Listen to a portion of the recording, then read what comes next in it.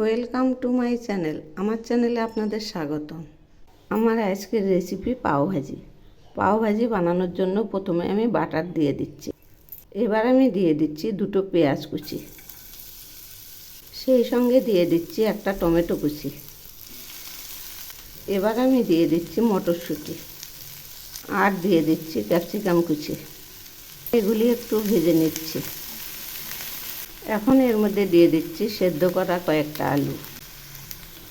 এগুলি মেখে নিয়েছি।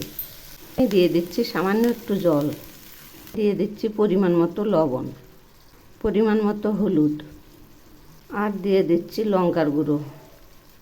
সেই সঙ্গে দিয়ে দিচ্ছি পাওভাজি মশলা।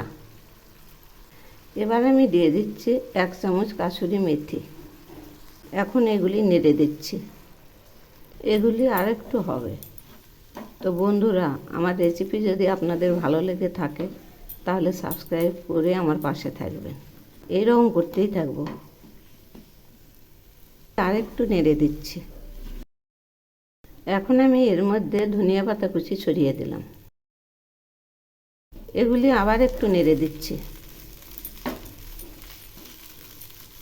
এবার আমি এর মধ্যে 1/2 কাপ জল দিয়ে দিলাম।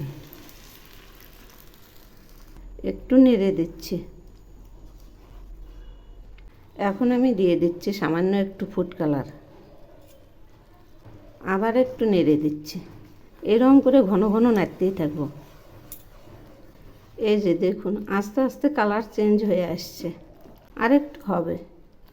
এবার আমি এর মধ্যে একটা লেবু চিপে দিচ্ছি। এগুলি এখন আবার নাড়ব। প্রায় হয়ে আসছে।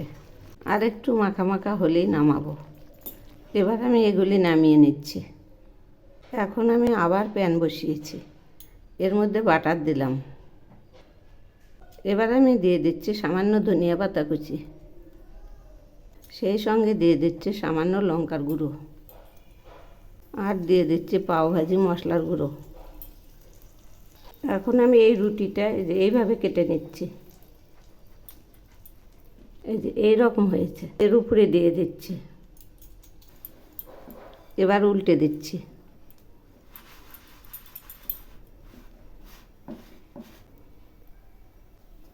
এবার নামিয়ে নিচ্ছি।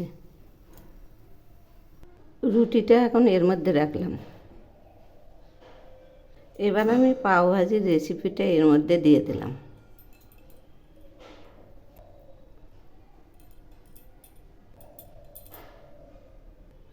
এবার আমি এর মধ্যে দিয়ে দিচ্ছি 1 টুকরো বাটার।